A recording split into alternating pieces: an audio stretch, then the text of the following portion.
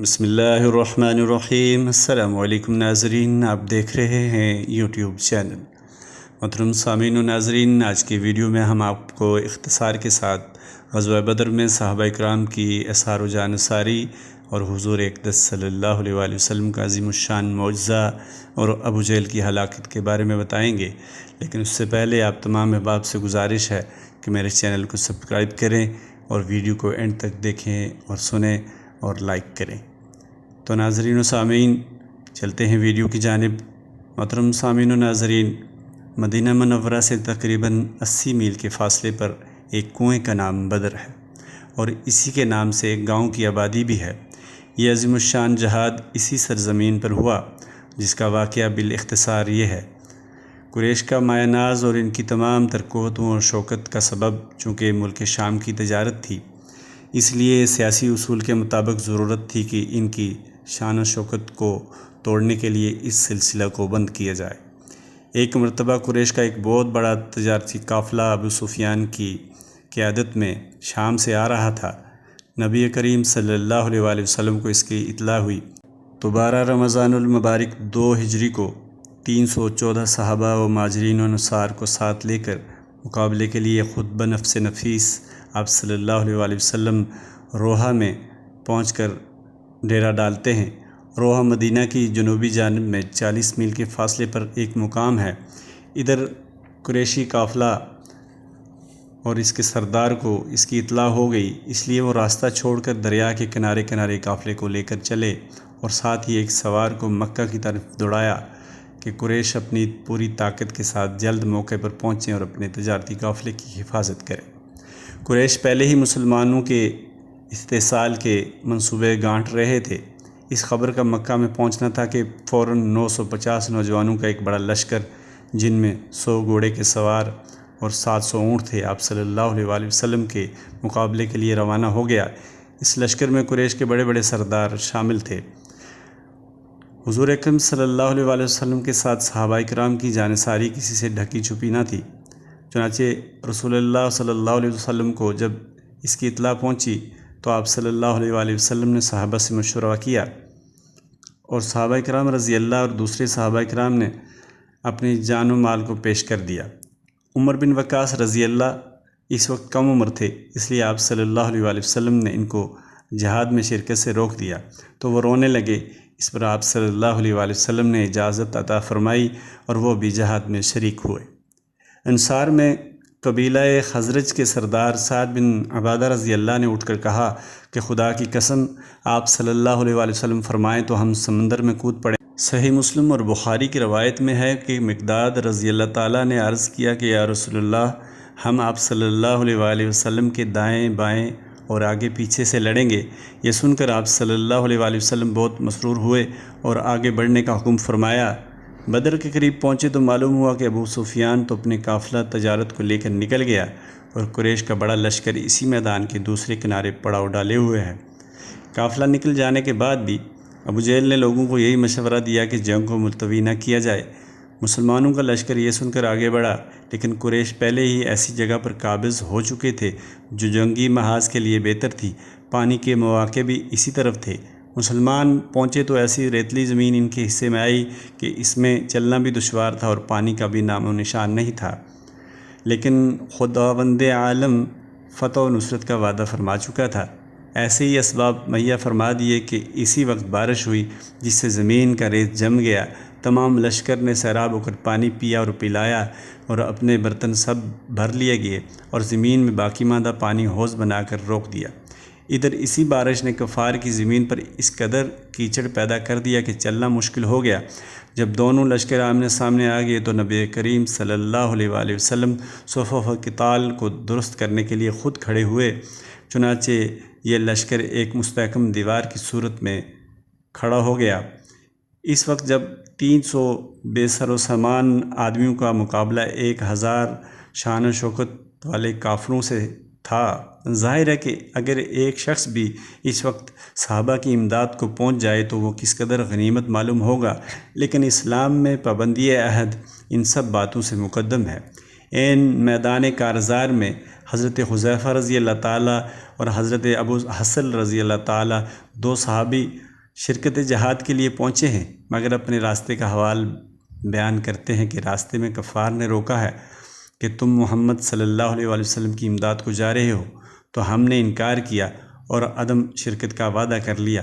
جب آپ صلی اللہ علیہ وآلہ وسلم کو اس وعدے کا علم ہوا تو دونوں کو جہاد میں شرکت سے منع فرما دیا اور فرمایا کہ ہم ہر حال میں وعدہ وفا کریں گے، ہمیں اللہ تعالیٰ کی مدد کافی ہے اور بس۔ صحیح مسلم کی یہ حدیث ہے۔ الغرض صفیں درست ہو گئیں تو پہلے قریش کے 3 بہادر نکلے۔ مسلمانوں میں سے حضرت علی اور حضرت حمزہ اور حضرت عبیدہ بن حارث رضی اللہ نے ان کا مقابلہ کیا۔ تینوں کافر جو تھے وہ جہنم واصل ہو گئے۔ مسلمانوں میں سے صرف عبیدہ رضی اللہ زخمی ہوئے۔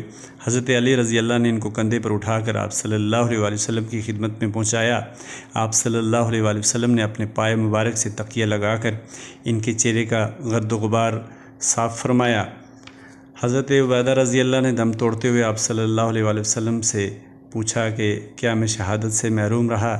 آپ صلی اللہ علیہ وآلہ وسلم نے فرمایا کہ نہیں، تم شہید ہو اور میں اس پر گواہ ہوں۔ اب تو عبیدہ رضی اللہ مسرت سے کہنے لگے کہ ابو طالب آج زندہ ہوتے تو انہیں تسلیم کرنا پڑتا کہ ان کے اشعار کا پورا مستحق میں ہوں۔ حضرت عبیدہ رضی اللہ کی وفات ہو گئی تو خود سرور کائنات ان کی قبر میں اترے اور اپنے دست مبارک سے ان کو دفنایا۔ یہ امتیازی خصوصیت اور فضیلت تمام صحابہ میں صرف حضرت عبیدہ کا حصہ تھا۔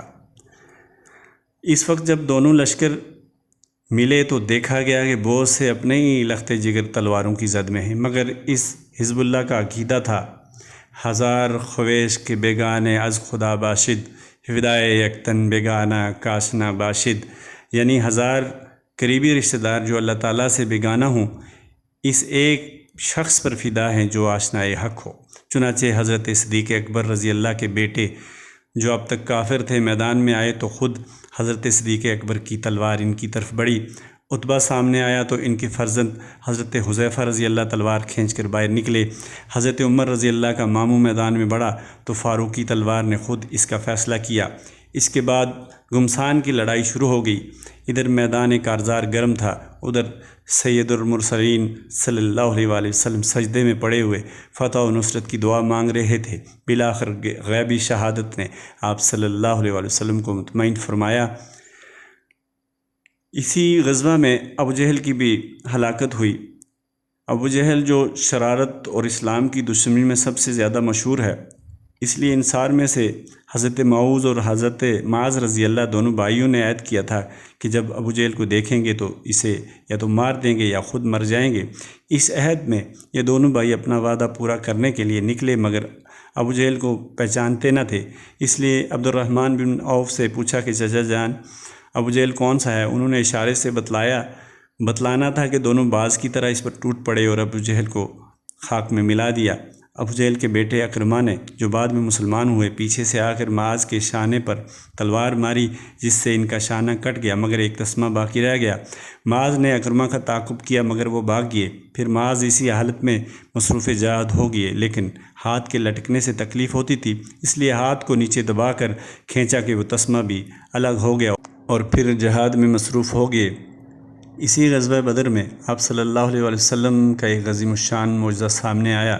آپ صلی اللہ علیہ وآلہ وسلم نے بحکم خداوندی ایک مٹھی بھر کنکریاں دشمن کے لشکر کی طرف پھینکیں اور پھر صحابہ رضی اللہ سے فرمایا کہ ان پر ٹوٹ پڑو۔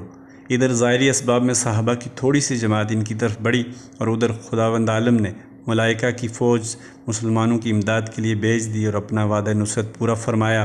قریش کے بڑے بڑے سردار مارے گئے اور باقی کے پاؤں اکھڑ گئے۔ دشمن بھاگ رہا تھا، مسلمانوں نے ان کا تعاقب کیا اور ان میں بعض کو قتل کیا اور بعض کو قید کر لیا، جس میں 70 آدمی مقتول اور 70 گرفتار ہوئے۔ قریش کے بڑے بڑے سردار عتبہ، شیبہ، ابو جہل، امیہ بن خلف سب ایک ایک کر کے مارے گئے اور ادھر مسلمانوں میں سے صرف 14 آدمی شہید ہوئے، 6 مہاجرین میں سے اور 8 انصار میں سے۔ تو ناظرین و سامعین، بالآخر اللہ تعالیٰ نے مسلمانوں کو ایک عظیم الشان فتح سے نوازا اور مسلمان فتح یاب لوٹے۔ سامعین و ناظرین، یہ غزوہ دراصل اول سے آخر تک اسلام کا ایک کھلا معجزہ تھا اور میرے نبی صلی اللہ علیہ وآلہ وسلم کا ایک کھلا معجزہ تھا۔ ورنہ اس میں مسلمانوں کی فتح کوئی معنی نہیں رکھتی، کیونکہ ادھر 1000 نوجوانوں کا عظیم الشان لشکر ہے اور ادھر صرف 314 آدمی۔ ادھر بڑے بڑے دولت مند مرا ہیں جو سارے لشکر کی رسد کا خرچ خود اٹھا سکتے ہیں، اور ادھر بے سر و سامان مفلس لوگ۔ ادھر سواروں کی جمعیت اور ادھر مسلمانوں کے لشکر میں صرف 2 گھوڑے، ادھر ہر قسم کے ہتھیار، ادھر صرف چند تلواریں۔ یورپی مورخین حیران ہیں کہ یہ کیسے ہو گیا۔ انہیں خبر نہیں کہ فتح و نصرت، کامیابی و ناکامی گھوڑوں اور تلواروں یا مال و دولت کے قبضے میں نہیں ہے، بلکہ اس میں تو کوئی اور ہاتھ کار فرما ہے۔ لیکن ظاہری اسباب کے دل دادا برکوباب کے پوجنے والے کہاں اس حقیقت تک پہنچ سکتے ہیں۔ اکبر نے خوب کہا ہے، چھوڑ کر بیٹھا ہے یورپ آسمانی باپ کو، بس خدا سمجھا ہے اس نے برق کو اور بھاپ کو۔ ناظرین اکرام، یہ واقعہ ایک بہت بڑا سبق ہے مسلمانوں کے لیے کہ اگر وہ آج بھی اللہ پر اعتقاد کر کے اور نبی اکرم صلی اللہ علیہ وآلہ وسلم کے احکامات پر چل کر زندگی گزاریں تو اللہ تعالیٰ ان کو ہر میدان میں کامیابی عطا کرے گا اور اپنی مدد و نصرت عطا کرے گا، جس طرح کہ وہ پہلے مسلمانوں کو کرتا رہا ہے۔ اللہ تعالیٰ ہمیں بھی اپنے پیارے نبی صلی اللہ علیہ وآلہ وسلم کے نقش قدم پر چل کر دنیا آخرت کی کامیابی حاصل کرنے کی توفیق عنایت فرمائے۔ اللہ تعالیٰ ہم سب کا حامی و ناصر ہو۔ اگلی ویڈیو تک کے لیے اجازت دیجیے۔ اللہ نے کے بعد۔